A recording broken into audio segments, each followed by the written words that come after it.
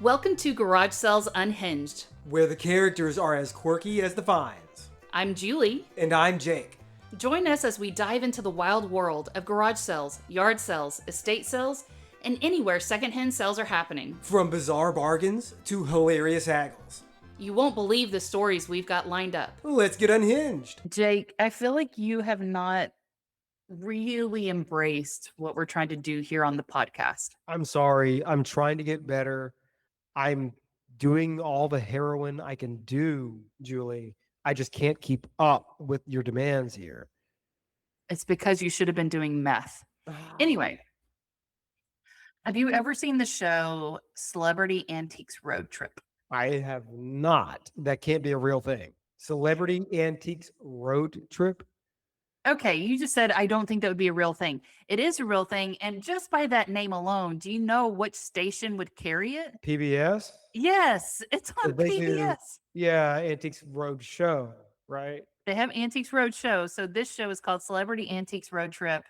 The episodes I've seen, I think they're only happening in the UK, but they bring on British celebrities, which if you're an American like I am, like a true-blooded American, I don't know who any of these people are. You're right, yeah. Like, wake me up when it's Mr. Bean. Yeah.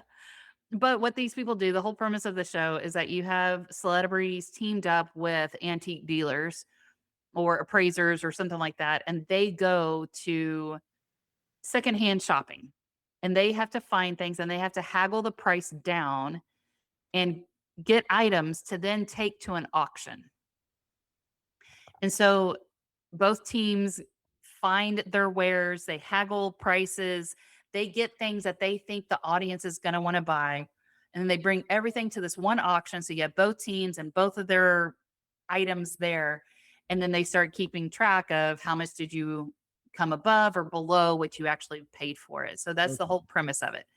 And of course it's BBC, it's PBS, and it's just lovely people.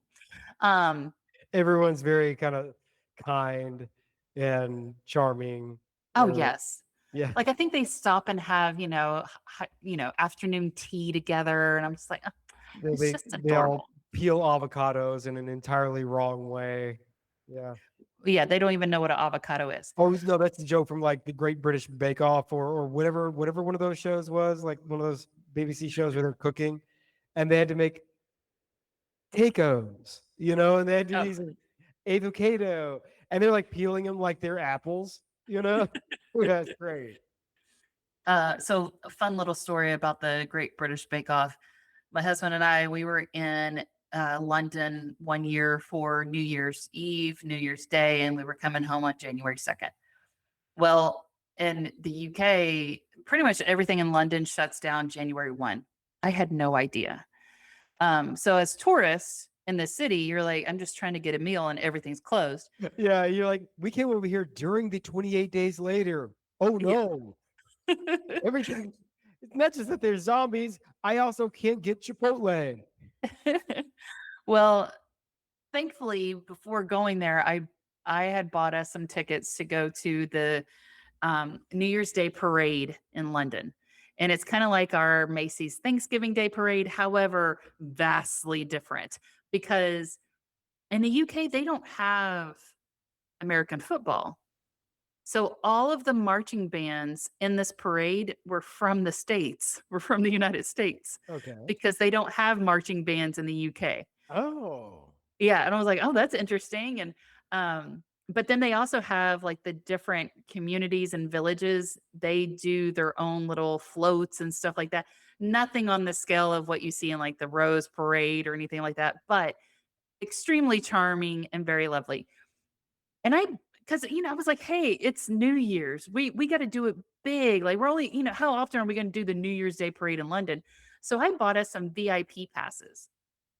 The VIP passes, I didn't know until we were there, but we were sitting with London dignitaries. Oh no, what? Yeah, like the mayor of London was there and like probably some ambassadors and blah, blah, blah. But also whenever you had the VIP grandstand tickets, you also got access to unlimited food trucks. So Oh yeah. So long, Mayor. It's really nice rubbing elbows with you guys, but I got my eyes on some empanadas. Well, so they had a food truck that did fish and chips. They had a pizza food truck. They had meat pie food truck. They had a food truck that served only cookies. And this is where we got in a lot of trouble. They had a food truck that served only champagne. They also had a food truck that did coffee. But my lovely husband kept going to get me cookies and champagne. And if you ever want to celebrate New Year's Day, go to London and just have cookies and champagne while waving to people in a parade. And as I'm waving to people, I'm just saying, "You're doing a wonderful job, sweetie." Like, it's great. It was beautiful. So I say all this that by the end of this lovely day with all these beautiful people around me, I was hammered. Sure. And I get to our gorgeous hotel that my husband picked out, this boutique hotel. It's lovely. May I ask before Yes. you like take us into the sordid hotel part of your story with your husband? What were the cookies like? Because champagne, I get it. Champagne is champagne, but how are the cookies? Amazing.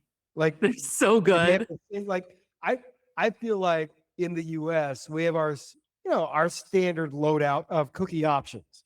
You got your sugar, you got your raisin, you got your chocolate chip, you got your snickerdoodle. But what do they have over there? Is it like leeks and anchovies? Is It it was like it there's was a beans. mashed pea cookie? Is that what they It have? was it was a bean cookie with some sausages on some bangers and mash on the side. No. Yeah, right. I just remember eating a couple of the chocolate chunk cookies, not chocolate chip, but chocolate chunk. And it had sea salt on it. And it was like a dark chocolate and then a sea salt, like, and also the flour overseas is not as heavily processed that we have here in the US. Like, it's just delicious. And then the champagne was just a flowing and it was great. So anyway, somehow by the grace of God, my husband gets us back to the hotel. And it's been cold, it's been drizzly because it's London. We walked around a lot. And I decide, and we had spent some time in other parts of Europe before getting to London. We're going to be flying home the next day. And I just need a bath. Like, I just want a bubble bath. I just need a bath. And in our lovely hotel room that Julie is drunk in, I get in the hotel bathtub. I draw myself this bubble bath. And in the wall of the bathtub is a TV. What? And I get to watch the Great British Bake Off while taking a bubble bath. And this hotel room, the bathroom was tiled and it has a heated tile floor. I wept happy tears. And I thought, how beautiful is this that I am hanging out in London, taking a bubble bath, watching the Great British Bake Off. And I've just had this glorious day of champagne and cookies. You're like, they can shoot me now. This is Yes. the way to go. This is the time to kill me. Yeah, like I have lived, like whenever I die and like someone's reading my obituary, I lived a great life. And yeah, that night in the hotel bath, and then of course I Interesting, stumble to like, bed and pass out. You're in a porcelain tub. And one part of this tub, like under the water, No, I'm so in how a does the TV screen work? What are okay. talking You know how, like, let's say you're in a bathtub, and there's 3 walls to the bathtub. I'm in a triangle tub. No, you're Cleanse yourself in the polyhedron. go to your bathroom right now and look at your tub. No, you can't make And me. you have one wall where the faucet comes out. Okay. You have the long wall that, like, hey, I'm laying in the tub and there's the long wall. And then where my head's leaning up against, that's another wall. Well, where the faucet is, just above the faucet, there was a TV screen in the wall. Okay, you're not counting the faucet wall as a wall. It's not a wall if it's got a faucet feature. I think I follow now. Why'd you make this so weird and difficult? I don't know. I was just trying to. You said one of the bathtub walls has a TV, and so when you say bathtub wall, I'm thinking of the basin. Like the TV screen is like embedded in the porcelain. It's like, wow, that is next level. You got to watch half of the British Bake Off like the top half of it because the rest of it's obscured by water and bubbles. I'm gonna have to cut out this whole piece of the episode. God. I'm not even drunk. You were drunk. I feel like I should be drunk now. Are you planning a garage sale, yard sale, or estate sale and need some help? Look no further than Garage Sale Supply. They provide top-notch resources and expert advice to help you host the perfect sale. From pricing tips to promotional strategies, they've got you covered. Visit garagesalesupply.com and make your next sale a success. Anyway, that was so just off of what I wanted to talk about. So anyway, there's this celebrity antiques road trip show. And it's lovely and it's so endearing. And I'm like, it's fun to watch. And then we have the American version of this where it's not a celebrity road trip, but you do get to see live auctions happening and you get to be part of the bidding process. And what I want to talk about today is the Whatnot app. Have you gotten into Whatnot? So you introduced me to this Whatnot app here recently. I haven't messed around with it much other than that first day that you showed it to me, but it's a lot, Julie.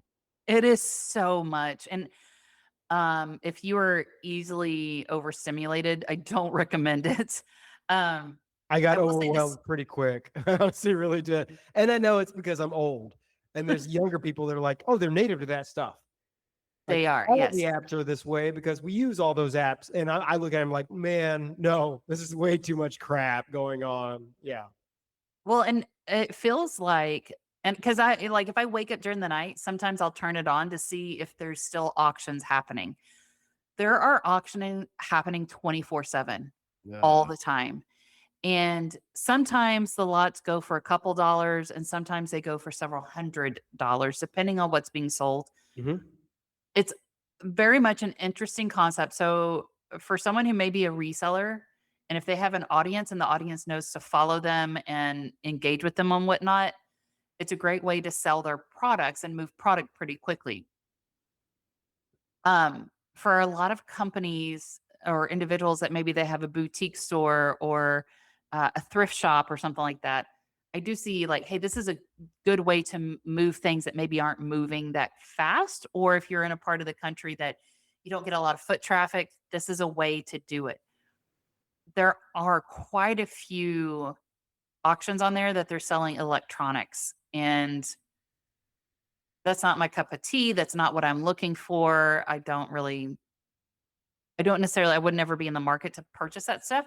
However, I do like to watch those because the auctions that have a lot of electronics in it, those people tend to they treat it like a true auction and hyping stuff up, showing things, how things are working. But it is a lot.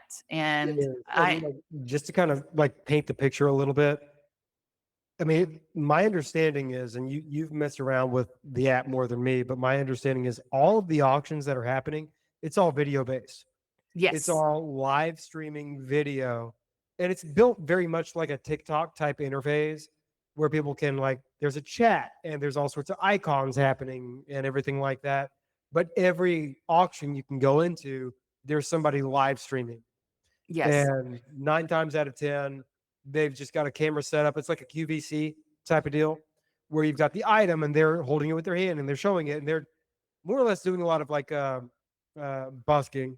They're auctioneering essentially yeah, during these things. Some of them do the actual auctioneering jabber. Some of them just talk. But of the hundreds of auctions happening at any moment, every one of them is a live streaming video.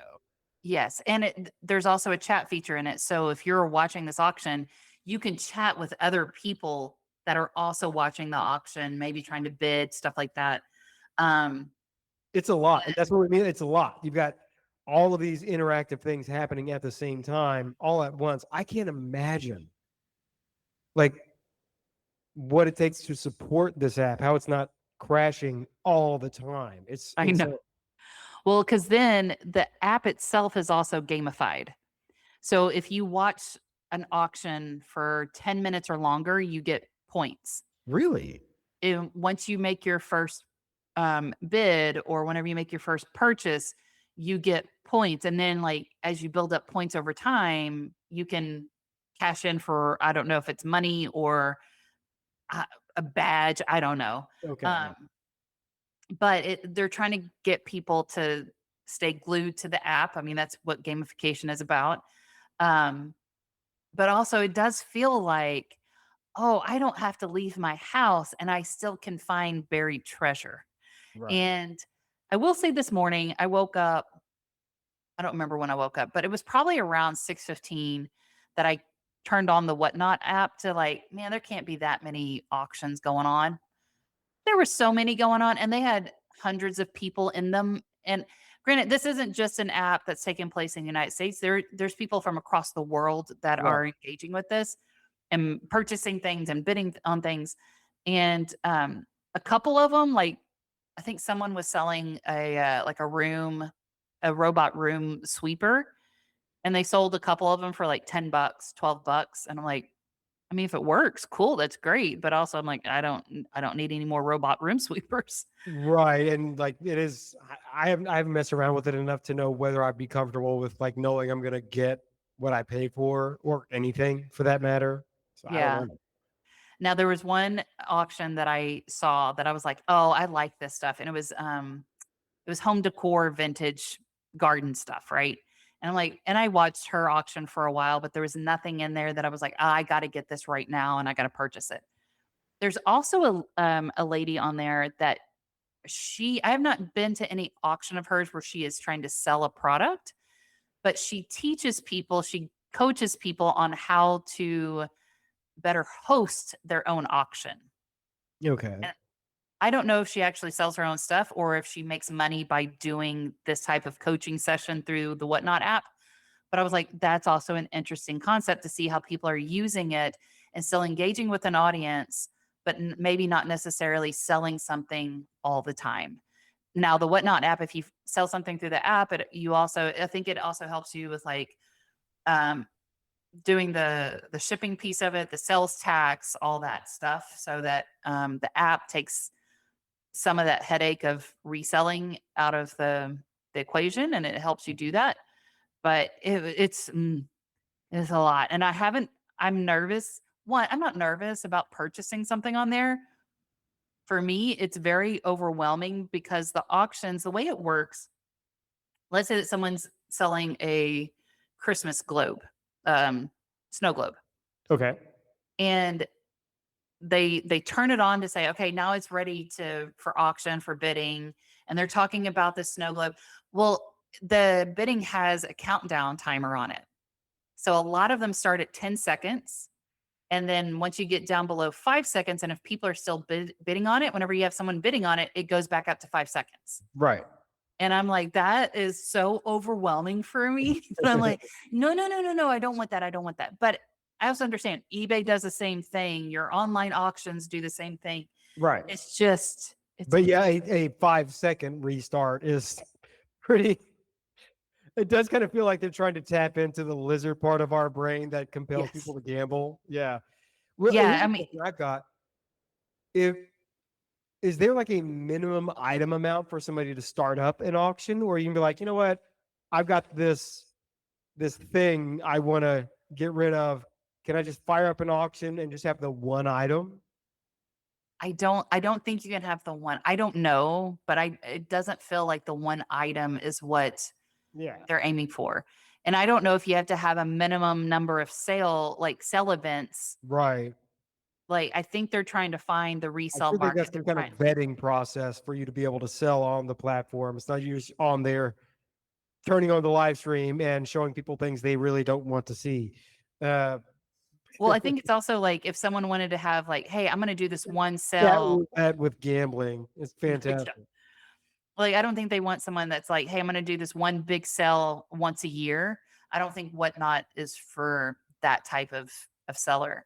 But I didn't look at all the small details of like, also, I was afraid that if I clicked a button that said, I want to sell on Whatnot, then I would get inundated with like all these emails. I'm like, please We don't know do you that. would. Yeah. Um, Honestly, you showed it to me and we're like, okay, that'd be fun, at least for the podcast here. When I do sell this place, that's the garage sale. It's on Whatnot, but odds are they don't just do one-offs like that. This is really more for people that are resellers that are Yes. buying storage units and do this with some regularity. Yeah, so I have a friend that she sells on Whatnot, and I looked at her site today on there. She has a lot of great items. You can post things on there that you're like, hey, either it's coming up in this upcoming sale, or if people wanted to purchase it. I don't know if you can purchase it in the moment or if it has to be through an auction. Anyway, she has a lot of great stuff in there. Well, she does her sales. I think it's every Thursday. Well, she does it the same day every week at the same time. And she also has to have an extra, at least one person extra in her house whenever she starts the selling, because it goes so fast that once she sells one item, she's picking up the next item to talk about it, but she can't lose track of who bought what and getting that set aside to ship out to them. And then also, and I've heard it before from other auctions, you have somebody watching the chat. So if someone asks a question, you can answer it about that product. And so it is a machine and it's a process, but also if you have a lot of stuff to sell, you can make some good money. But yeah, these are kind of productions.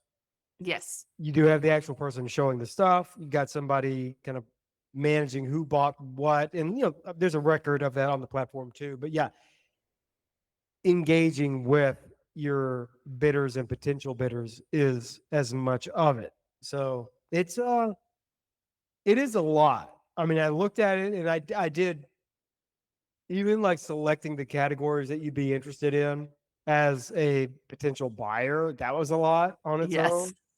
own. But then once you get into these auctions, it was like, oh my God, they're all streaming videos. Yeah. And there's so much happening at once. It's hard. I mean, I don't know that I would feel equipped to really have the space to ascertain whether I actually want whatever they're selling or whether it was what they're saying it is. Because there's so much stuff happening in the periphery Yeah. that I was like, you know what? I'm going to stick with my meat and potatoes online auctions. But There was one auction that I was watching, and the individual was they purchased storage units. So again, and again, if you purchase storage units, you don't really know what's coming in the storage unit. So what they were offering, very eclectic stuff. It for was sure. like it just came out of a storage unit. But again, there's people that want to watch, and like me, I'm like, it's kind of entertaining to see how people are going to describe some stuff whenever they unbox things. This may be the first time that they're pulling something out of a whether it's a shoebox or a safe or something like that. And you're like, oh, yeah, I think I will take that. So, yeah, it is overwhelming. It's highly entertaining. But also, if I will say this word of caution, if you think you might have a gambling addiction, I would not download the Whatnot app. Yep. Because it is there to gamify and keep you coming back and engaging and for whatever reason, collecting points. It's not for me, but that seems to be where it's all going, but it's not for me. Yeah. Anyway, I thought it was interesting. I'm still going to watch it from time to time because sometimes like there's nothing on TV and there's always entertainment on Whatnot. Hey, go check it out. Buyer beware for sure. Thanks, Jake. That's what I got for this week. See you later. Bye. Bye.